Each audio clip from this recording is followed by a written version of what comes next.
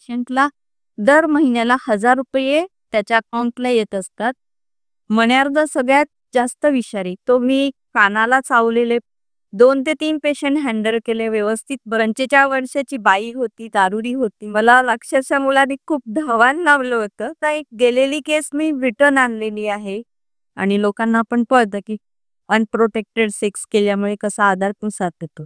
खूप वाईट एलिगेशन केले आणि खूप वाईटरित्या ट्रीट केलं मला. पण मनोबाज या गोष्टीकडे सगळ्यांचं दुर्लक्ष झालेलं असतं. त्याच्यामध्ये आपण नकळतपणे केस सोडला तर आपल्या संपूर्ण अवयवांना टीबी होत असतो. नमस्कार मंडळी.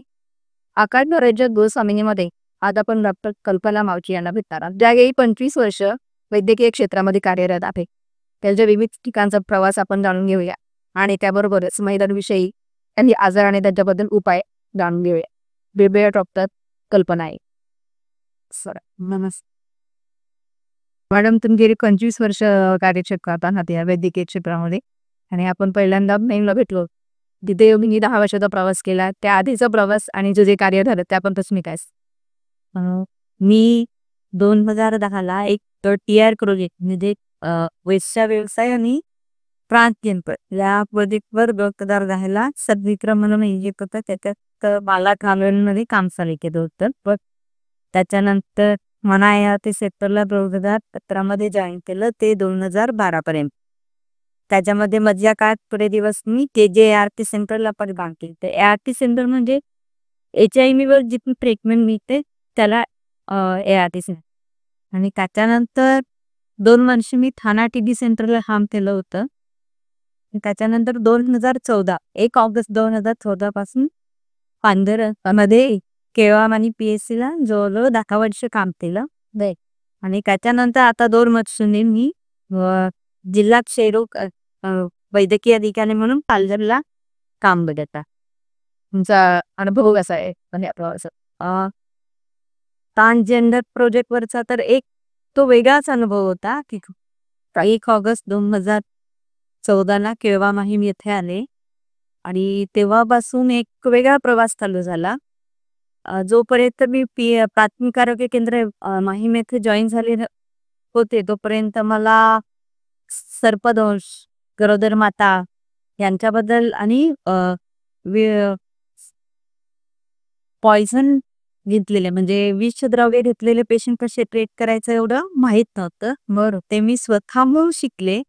आणि डिलेव्हरी पण मी आधी प्राथमिक आरोग्य केंद्राला केळवा खूप तर 4 ते 5 होत होत्या. त्या मी वाढवत 150 पर्यंत डिलेव्हरी केल्या. पण त्याच्यामध्ये एकही माता मृत्यू दिला नाही एवढ्या वर्षात. आणि दुसरं म्हणजे स्नेक बाईट जो सर्पदंश आहे त्याच्यामध्ये कोब्रा बाईट असो किंवा मण्या, कॉमन थ्रेड, वायपर बाईट असे विविध विषारी सर्पदंश असलेल्या पेशंटचा सुद्धा मृत्यू होऊ दिलेला नाही. ग्रामीण भाग असल्यामुळे तिकडे ते पेशंट जास्त येत असतील. सर्पदंश असलेले पेशंट जास्त येत होते. म्हणजे पावसाळा, उन्हाळ्याची सुरुवात म्हणजे उन्हाळ्यापासून पावसाळा संपेपर्यंत भरपूरच सापाचे प्रकार, विविध प्रकारचे साप. मण्यार्ध सगळ्यात जास्त विषारी. तो मी कानाला चावलेले 2 ते 3 पेशंट हँडल केले, व्यवस्थित बरे झाले. आणि कोब्रा बाईटचा तर एक 2023चाच पेशंट. त्याला आधी पायाला चावला, मग त्याने मारायला घेतला, पायाला हाताला चावला. हो, जसा PSC त्याला बेशुद्ध झाला, त्याला मी शुद्धीवर आणलं, परत बेशुद्ध झाला. म्हणजे तो सुद्धा एक गेलेली केस मी रिटर्न आणलेली आहे. आणि पेशंटच्या नातेवाईकांनी म्हणजे त्याच्या आईने सुद्धा सहकार्य छान केलं होतं. अशा प्रकारे तो पेशंट छानपैकी वाचला. तसंच गरोदर मातांच्या बाबतीत म्हणायला गेलं तर कमी वयाच्या मुली ज्या 15-16 मधल्या ज्या डिलेव्हरी झाल्या आहेत त्यांना रक्तस्राव भरपूर व्हायचा. तो सुद्धा कंट्रोल करून बाळ आणि आई व्यवस्थित करून त्यांना घरी पाठवलेलं आहे. एक लक्षात राहण्यासारखं म्हणजे 45 वर्षाची बाई होती, दारुडी होती. त्याच्या ती 8व्या महिन्यात डिलिव्हरी झाली. 800-900 ग्रॅमचं बाळ होतं. ते सुद्धा मी व्यवस्थित 1.5-2 महिना PSC ठेवून वाढवलं. की आता मुलगी छान 4-5 वर्षाची झालेली आहे. म्हणजे असं कमी वयाची, कमी वजनाची मुलं सुद्धा आपण व्यवस्थित लक्ष दिलं तर जगू शकतात. नाहीतर तिला एल्डरली माता आहे, अल्कोहोलिक आहे, एचबी कमी आहे म्हणून तिला कुठेतरी रेफर करते. पण पेशंट जायलाच तयार नव्हता. त्याच्यामुळे मला शेवटी पेशंट माझ्याच ठिकाणी ठेवून वाचवायचा प्रयत्न करायचा होता. म्हणजे असे कितीतरी अनुभव PSCतले आहेत. अच्छा. आणि चांगले पण अनुभव आहेत आणि वाईट पण अनुभव आहेत.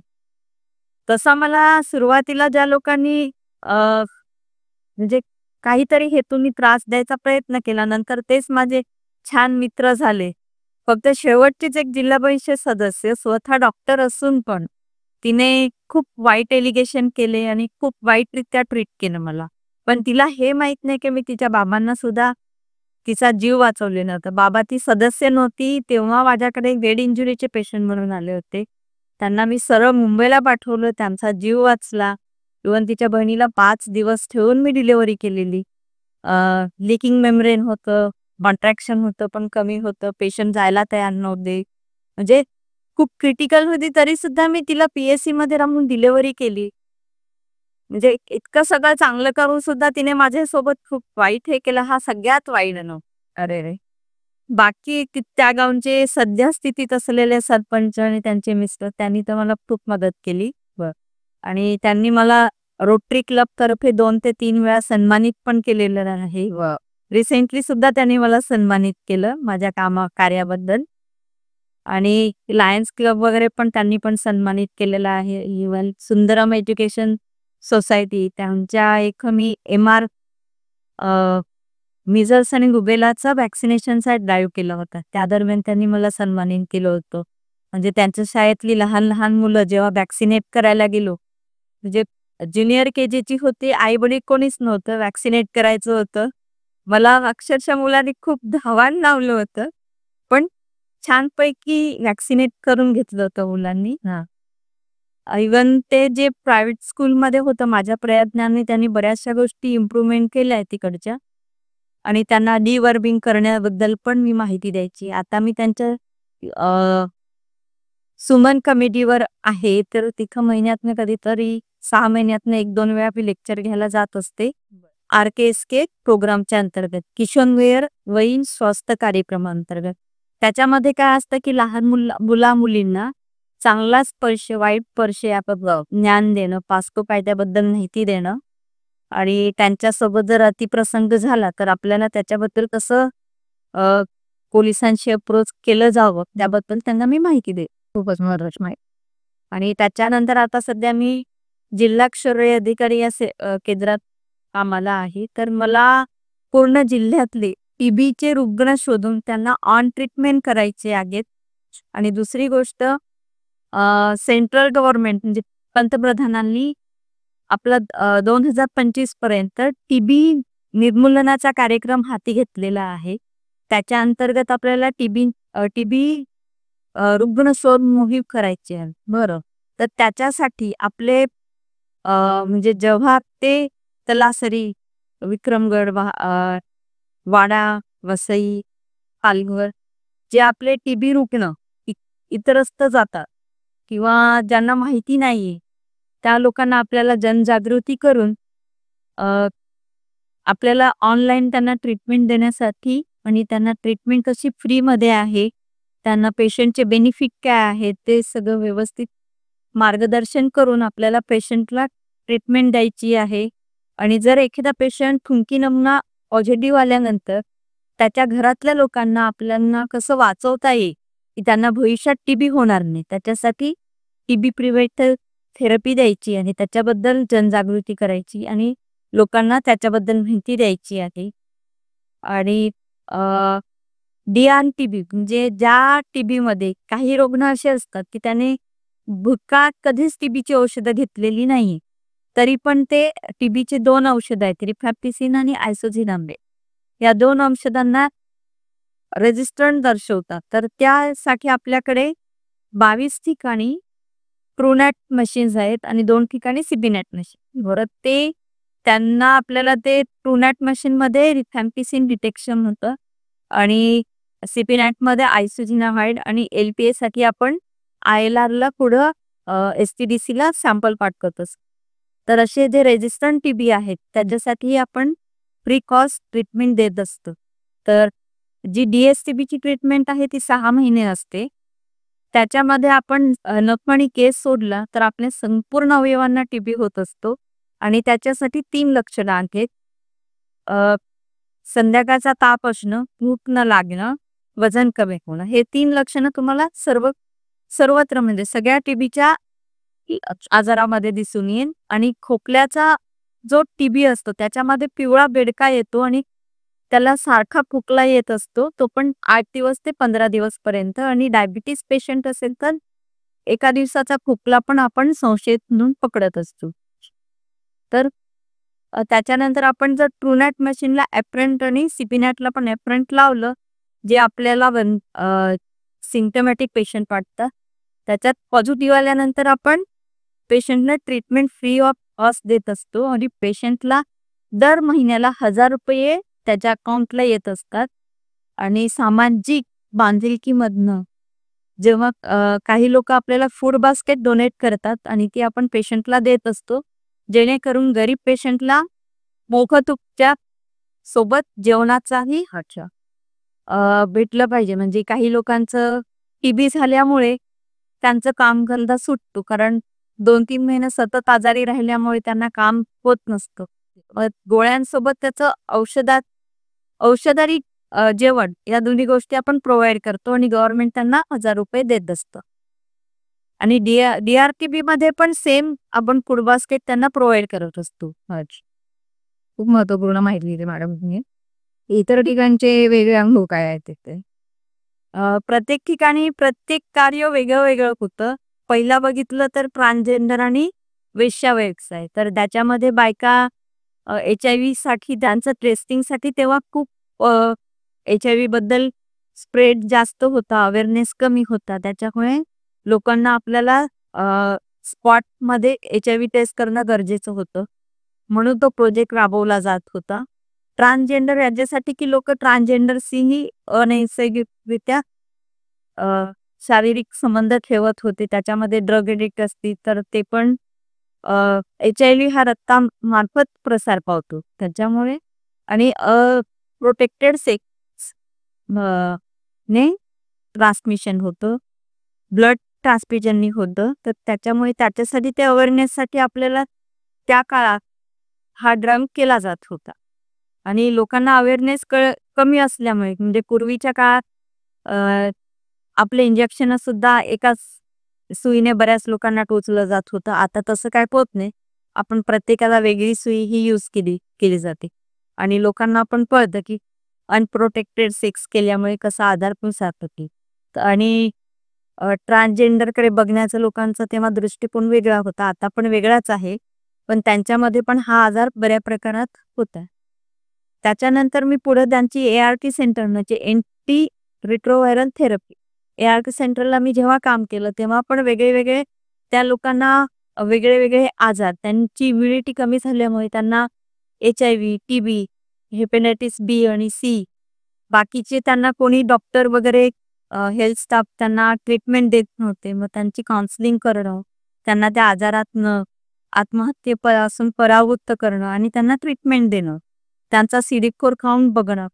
त्यांना जर TB असेल तर त्यांची ट्रीटमेंट चेंज करून देणं. बाई जर गरोदर नाही ती, तर ती ट्रीटमेंट चेंज करून तिला बाळाला दूध पाजणं की नाही पाजणं, व्यवस्थित सगळी गोष्टींचं मार्गदर्शन करून त्यांची ट्रीटमेंट कंटिन्यू करणं, हे काम करत होती. त्याच्यानंतर ठाणा TBला आली. आता सध्या मी जे काम करते तेच काम तेव्हा पण तिथं करत.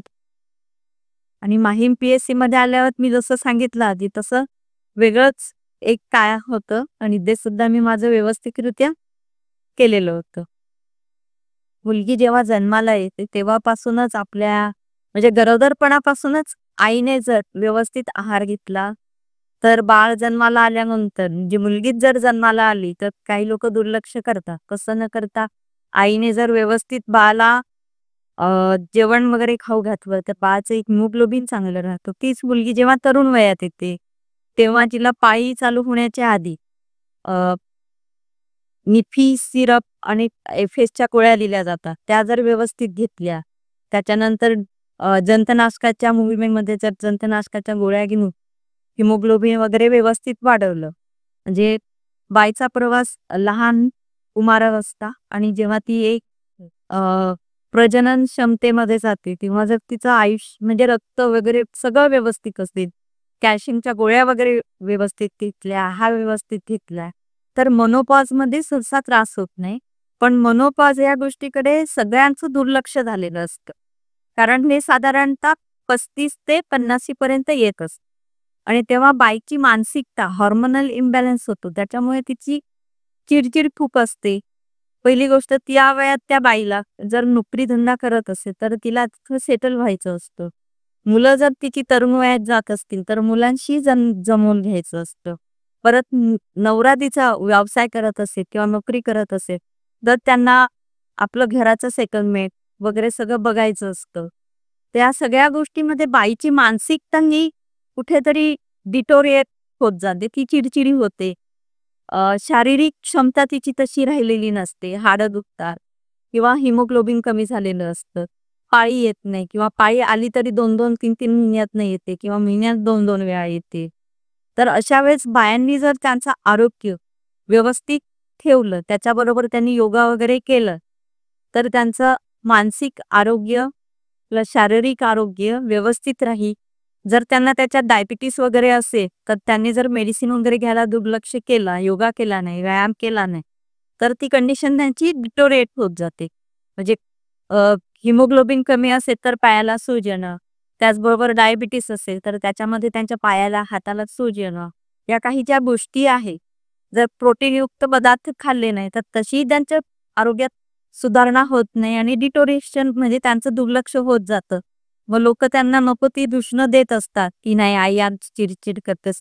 आधीच घरातला नवरा नावं ठेवतो, मुलं नावं ठेवतात किंवा सासू असेल ती बोलत राहते. तर आपण स्वतःहून जर महिलांनी आपलंच आरोग्य ओळखून म्हणजे आपल्यात होणारे बदल ओळखून डॉक्टरांपर्यंत अप्रोच केला, म्हणजे डॉक्टरांकडे गेले, त्यांचे आजार सांगितले, तर त्यांना नक्कीच कुठेतरी मदत होईल.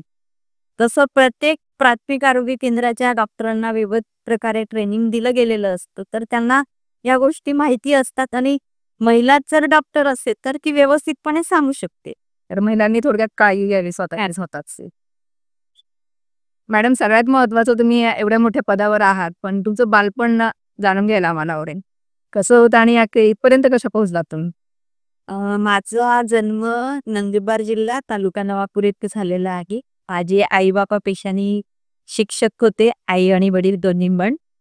आणि अ, माझे जे मोठ्या बहिणीचे मिस्टर डॉक्टर गावित, जिथं पालघर जिल्हा त्यांना पूर्णपणे ओळखतो, ते वैद्यकीय क्षेत्रातच होते. बरं. तर त्यांनी पालघरमध्ये जवळ-जवळ 35 वर्ष सर्व्हिस केलेली होती. आणि माझ्या पण आईची इच्छा होती, की माझ्या 3 मुलींपैकी एका तरी मुलीने डॉक्टर व्हावं. त्याच्यामुळे मी पण MBBSकडे माझा कल वाढला आणि मग मी मुंबई नायरला ॲडमिशन झालं. त्याच्यानंतर मग पण नंदुरबार सारख्या ठिकाणी राहून तुम्ही आलात, तर बालपण कसं होतं तुमचं? माझं बालपण तसं बघायला गेलं तर बऱ्यापैकी मिडल क्लास फॅमिली, पण गरिबीतच होतं. कारण माझ्या आई-बाबांना माझ्या काकांचं पण मुलाचं शिक्षण वगैरे करणं गरजेचं होतं.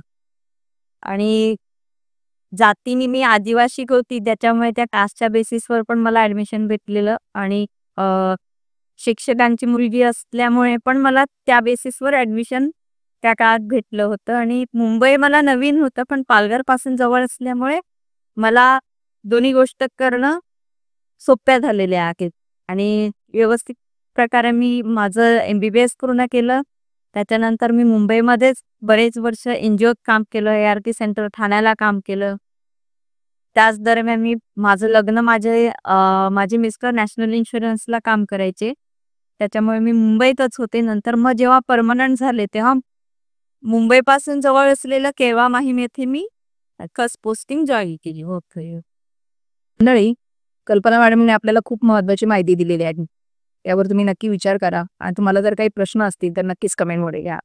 पुन्हा भेटूया पुढच्या भागात. धन्यवाद.